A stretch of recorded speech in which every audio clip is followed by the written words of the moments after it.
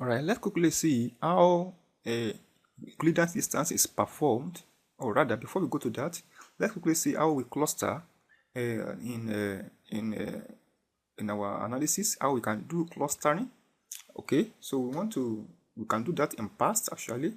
So we go to past. All right, we okay, we can leave our variable as it is right now, so we can still use this as is. All right, so or we select all,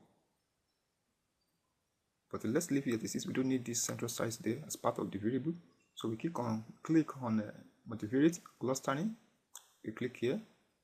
All right, so maximize, well, enlarge this clustering here. You can see how they cluster together, though it's not ever very perfect.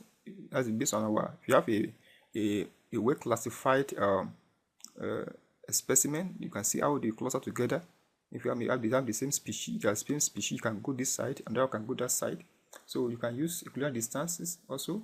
You can use the Brecotis. Okay, here you can use a warp method as well, or single linkage.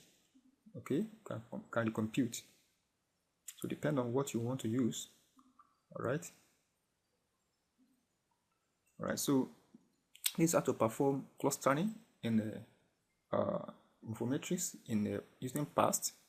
All right, so the next segment we are going to see how to compute Euclidean distances. Thank you so much.